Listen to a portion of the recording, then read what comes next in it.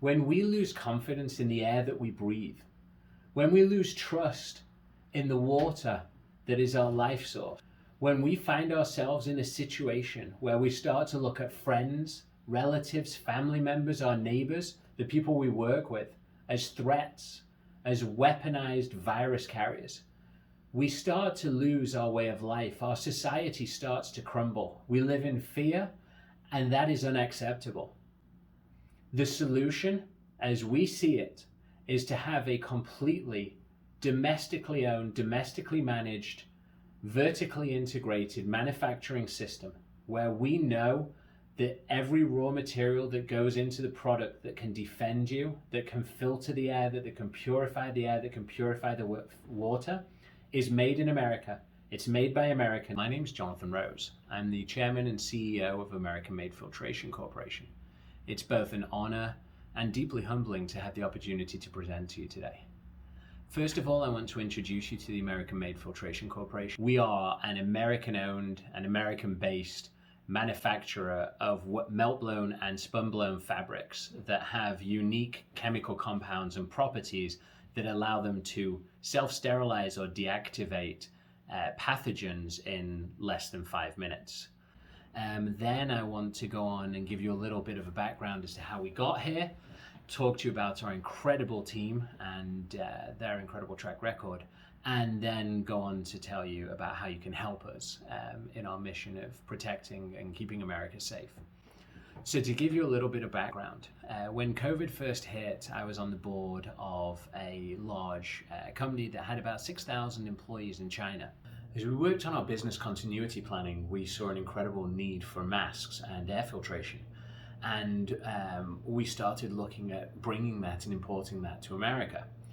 And we realized that there was a massive asymmetrical choke point that had huge national security implications. When you have a product that is moving around the globe and is made in many different places, and many different places have the ability to impact or touch that product, the risk of contamination or the risk of substitution of an inferior quality product becomes incredibly high. And this became something that was really fundamentally important to us. How do we solve this problem? How could we make sure that the products were safe? To give you an idea or an inclination of this, from our understanding, about 40% of the masks that have been shipped to the US, primarily from China, have been made of substandard materials. And the reason I think that this has happened is what we saw in the early days of COVID was China basically banned the shipment outwards of its high-quality German fabrics that they were receiving. They kept them all domestically. And then Germany actually stopped shipping their product to China and kept it domestically while they met their own demands, where a country is using a methodology of unconventional warfare and has chosen to attack the population, and we are buying our primary defense mechanism or our primary defense to that from the country that actually started the attack. So potentially in the future it became a huge problem. So we started to look at how to resolve this. And what we did was we sat down with the manufacturers of the major machines. They're enormous machines. They're very expensive. They're in the sort of $12 to $50 million range per machine. And we started looking at how long it was going to take to get hold of machines, when they could be shipped, and how many you could buy, and also the efficiencies of manufacturing that way. At the time, we're 18 months out, and everyone thought we were a little crazy, but are now due for delivery, and we obviously see a pandemic that's still going on. We see that the virus is mutating. There's a double mutation in India, there's the English mutation, there's the Brazilian mutation, which seem to be requiring booster shots or adjustments to any vaccines to make the vaccines effective against them. So we see a long-term requirement for masks. We also saw a very interesting characteristic that happened very early in the days in New York, where buildings would have a central air system, an air handling system, and if one person got sick in the building, it very rapidly spread throughout the building and contaminated everyone. We heard a story out of China of an ice cream plant where the plant used contaminated water, and the water very rapidly spread the COVID-19 and the pathogen through a large population of people who used and consumed the ice cream. So we're seeing an incredible need to filter air and water to a very high quality. And the way to do that, obviously, is with the right filtration fabrics. And we actually have done a deal with a research and science team and a patent holder on a product that actually deactivates COVID and other pathogens within 5 minutes of contact. And when you put that in perspective, that in the situation of hospitals, cruise ships, airplanes, military installations or facilities, and foreign offices, you would basically be recycling the air every 5 minutes with a much higher degree of purity and without airborne pathogens, which would be quite groundbreaking and game-changing. So this is what we're looking to do. We're looking to build a plant in Texas with about 30 machines, 20 to 30 machines, depending on how much funding we can receive. The economies of scale on this are critical because when you do it with 1 or 2 machines, it's not actually economically viable. There have been a variety of people who have tried it. There are only about 6 or 8 of these machines domestically to the US, but a variety of people have tried doing it with 1 or 2 machines and it just doesn't work. You need a lot of machines, you need trains, you need a lot of infrastructure, you need silos with pneumatic conveying. It's a very complex process. We have hired some of the best people in the business and they are working with us. We've designed the plant, we have designed the pneumatic conveying systems. We actually have a deal on a plant that we're looking to build from a greenfield, which is going to take about 9 months. The machines are due to be delivered around then, and then they are actually on a full contract with the Germans who will be installing them, setting them up, making sure they work, guaranteeing supply, guaranteeing quality, guaranteeing uptime, and will actually be working with us to maintain the machines and train all of the staff on them. They will also have real-time monitoring to make sure that the fabric being produced is actually the best and highest quality fabric, and a variety of other processes that will make sure that the fabric and product that comes out of our plant is the best building block that's available for anything that we need in America. We will be selling directly to the government for end products, so N99 masks, HEPA filters, air filters. We will also be supplying US government prime contractors and anyone who is looking to make water filtration products, air filtration products, masks, etc., that use our raw materials. And we have built the most incredible team. Some of our team members are going to introduce themselves to you, but we've taken captains of the military, of science, of finance and capital markets, and we've brought everyone together in a very harmonic team who are going to introduce themselves now and tell you about their skills and their skill sets. Hi, I'm Linda Brzezinski, co-founder and chief operating officer for American-Made Filtration Corp. I spent the last 25 years in leadership across operations and human resources. This includes distribution, technology, business development, project management, and accounting. This gives me a unique insight into the crossroads of people, process, technology to improve operational efficiencies. I've been through 3 startups, 5 mergers and acquisitions, and an exit. I've helped grow organizations from 6 people to over 1,000. And I'm very passionate about growing American-Made Filtration Corp for the US so that we can become independent and self-sufficient.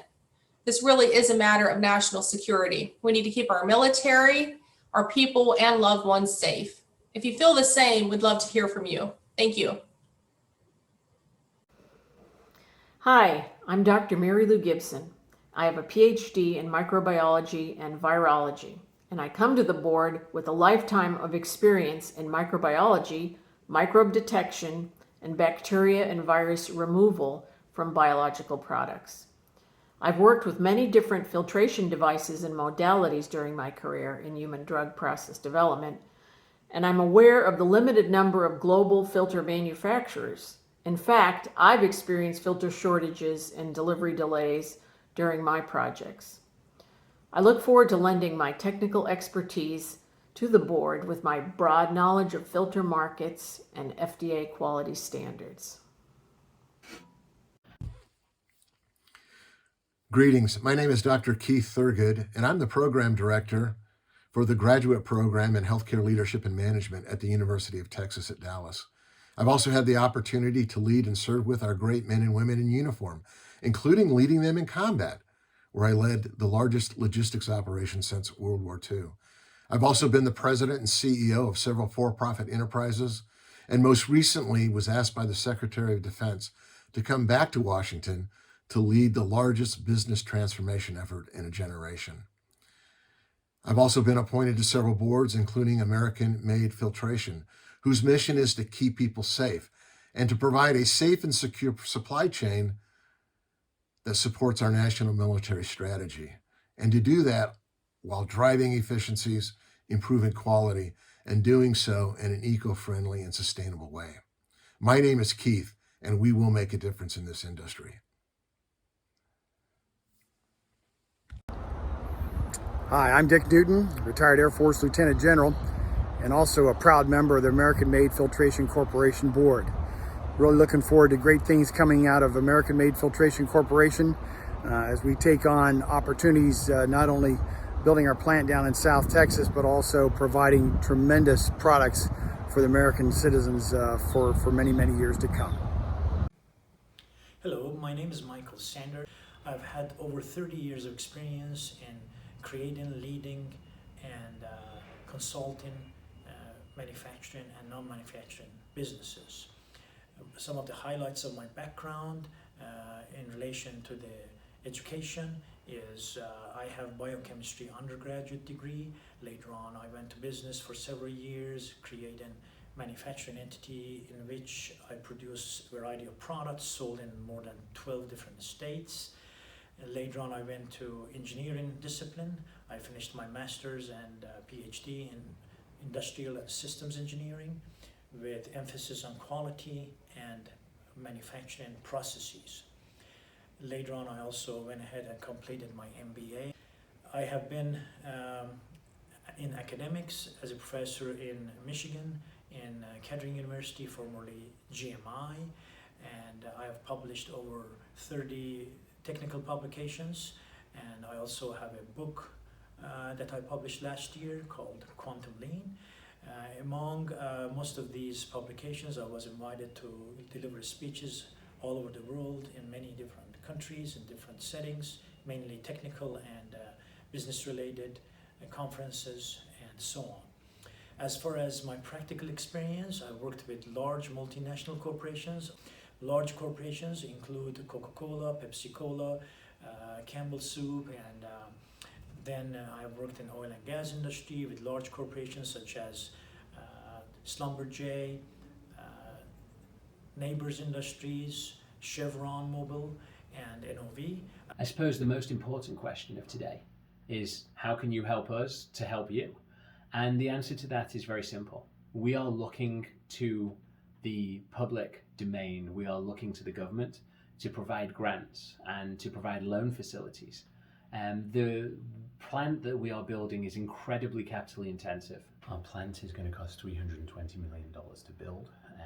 We can do it with less. We can start with 80 million and get the initial infrastructure and the initial sets of machines in place and use debt financing and cash flow operating income to continually increase and improve the plant over a period of years. However, if we are looking for a very, very quick ramp up and to be operating at full capacity within the next 24 to 36 months, we would require a minimum of 160, but ideally $320 million of investment. Blown and spun blown machines operate for about a 30-year life cycle, 30 to 40 years. And many of the machines that are in America are some of the old, original, pre-2006 machines. There have been significant innovations and technological improvements since then. Most of the recent machines have gone to either Israel or Turkey. Some have gone to Germany. Very few have gone to China. The Chinese have been making their own variants of machines, and they've had all kinds of problems in the vacuum pumping. So they use German head units, but they don't fully use German units, and the quality has been significantly lower. They also don't have the correct additive formulas. There's a very unique formula of additives that has to be created, which is the secret sauce, which we happen to know. which makes a significant difference to the end product. There is virtually no domestic production of melt-blown and spun-blown fabrics within the US. Almost all the companies, while being American, are actually doing the melt-blowing and the spun-blowing offshore, and are then importing the product to America where they can assemble in America. So there's a difference between an American-made product and an American-assembled product. When COVID hit, Israel really led the way, and they basically went out and built exactly what we're building. It was a completely self-sustaining, self-sufficient plant that operated from start to finish and was vertically integrated. If you look at melt-blown fabrics and spun-blown fabrics and how they're manufactured in the world, there is basically a valley in Germany that has multiple plants doing this, and that's all that they do. They specialize in it, and there's tens of thousands of products that are serviced by their output. The reality of the situation is that there are a handful of machines that are dotted around the world. We actually have a list of where every machine is on Earth. Most of them are 20 to 30 years old. Turkey's just put together a new setup with 4 brand new machines going into one factory. But to do it on the scale that we need in America, to do it with the efficiency that we need to create a system that's going to operate and function properly, we need to have at least 20 to 30 machines in one building. The building needs to be hermetically sealed, it needs to be dedicated to this, it needs to have a positive pressure environment, it needs to have redundancies in power. We're going to have solar, wind power and backup generators. Everything will be done. We're actually going to have accommodation on site. Most of our employees will be veterans or females, and we will have healthcare on site, we will have food on site, we will have accommodation on site. We are building the site with multiple redundancies, so we have silos that can operate for at least 14 days. So should there be a storm or some kind of event, we'll be able to continue manufacturing and continue running. Everything has been built for redundancy. I want to run through a little about what the money will be invested in and what we're building. The plant is a 600,000 square foot plant in Dayton in Texas.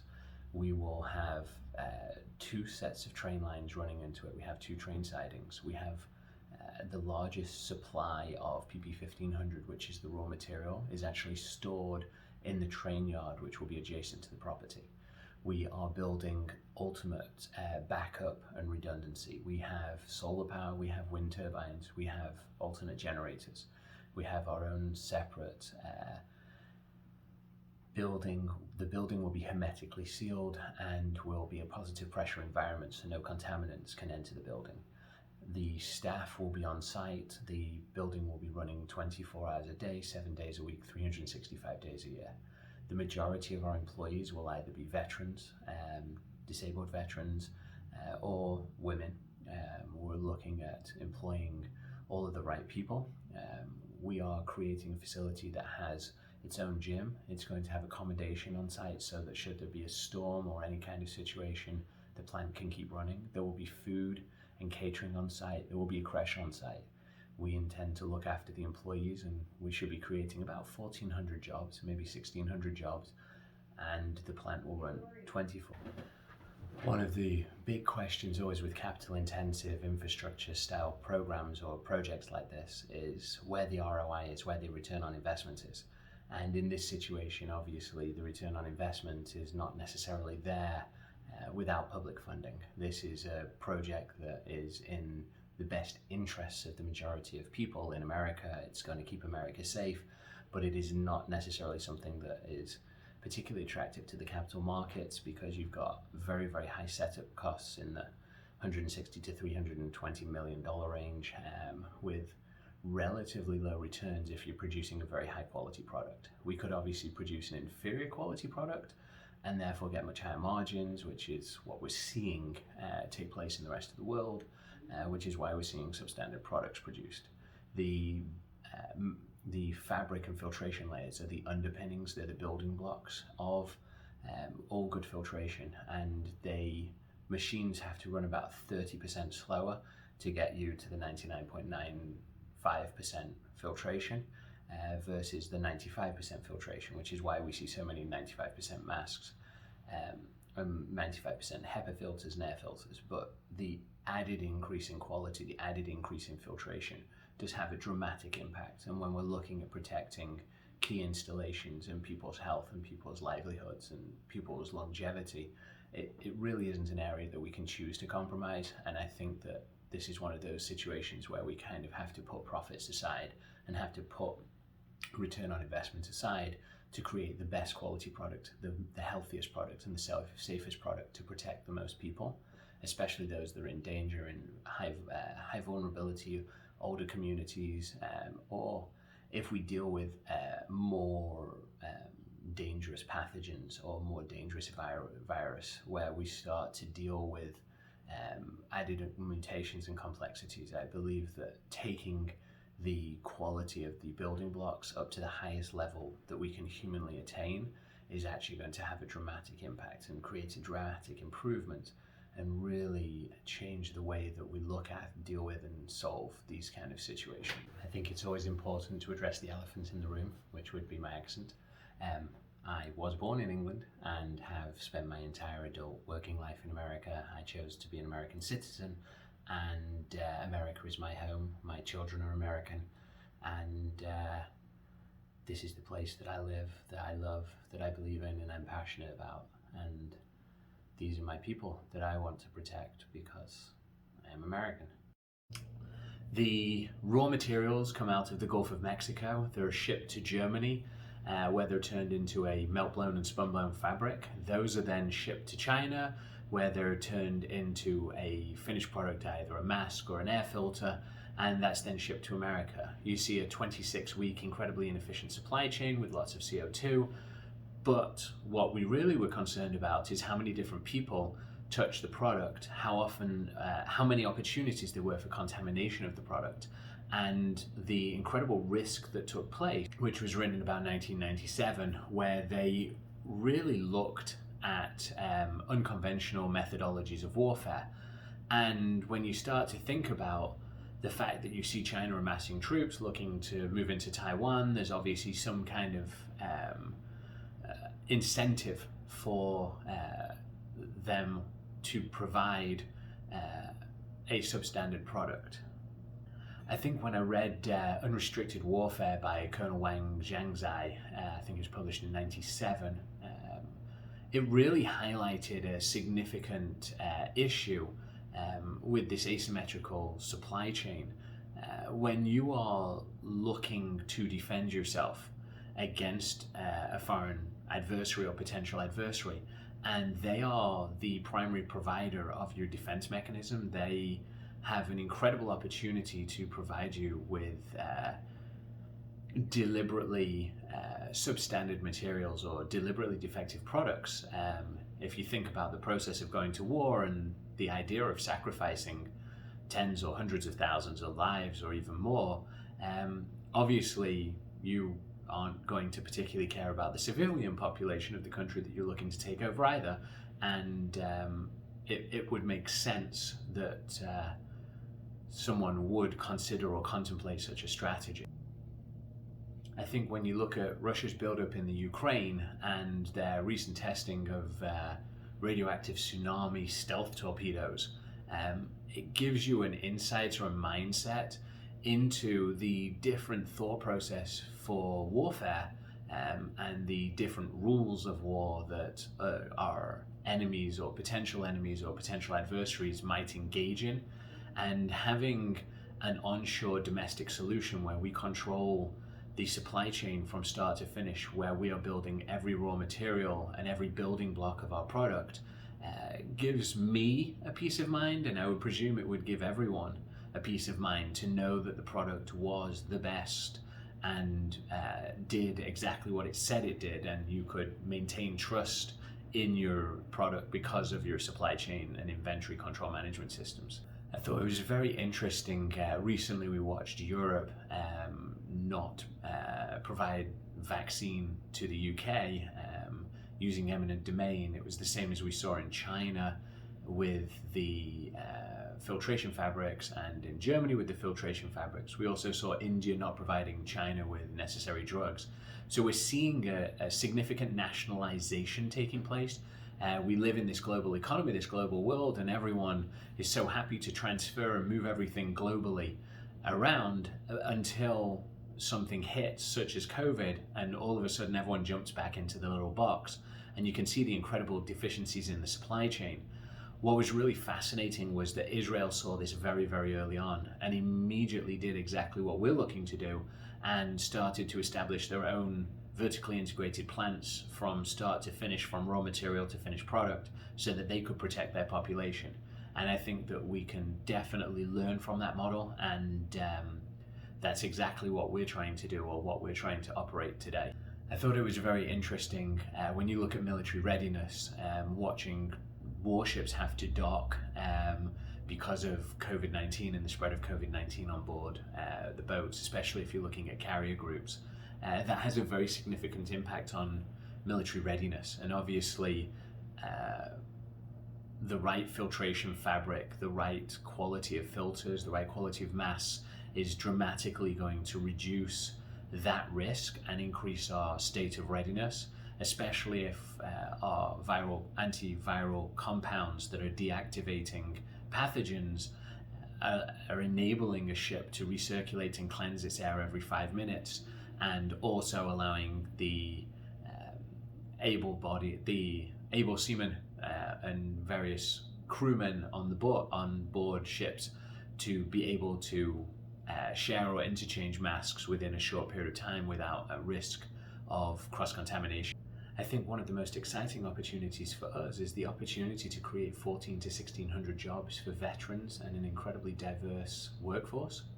I think one of the very significant factors that was highlighted by unrestricted warfare to me is that America's morality of war and Judeo-Christian values and belief system in the quality and importance of life is not held in the same regard by all countries and all nations, and that it actually is seen as a weapon against us, or a methodology that can be used against America, that since Vietnam we're so opposed to the loss of human life and put such value on human life, that when you're dealing with an adversary that does not have the same values, belief systems, morals, ethics, and is willing to consider such losses of life, then we have a significant disadvantage. It was very interesting. I remember back in the late 90s, there was a Pakistani and an Indian general discussing nuclear proliferation and the likelihood of war over, I think it was Kashmir at the time. And one of the generals fairly flippantly stated that they were expecting 60 or 90 or 100 million people to be lost within the first 7 minutes of war, and that was an acceptable and realistic loss. And when you look at these countries that do have populations where they could lose the entire population of America many times over and still continue to operate and function perfectly well and successfully, it does give you a different perspective on value and human life and the lengths people will be willing to go to defeat America. For the last decade, for the last 20 years, America has had unprecedented levels of power, military superiority, and has been able to and planned strategically to fight on two fronts against two major adversaries. And it's as we watch China and Russia amass troops in the Ukraine and looking at Taiwan, it becomes interesting as we start to see these potential challenges move into the current sphere, and we have to look at all of the possible methodologies that could be used for them to achieve their objective. I think that COVID-19 has provided a very interesting test case for them to see their ability to bring the Western world to its knees and carry out economic and financial warfare, as well as reducing population and crippling the defense and response and abilities of the United States.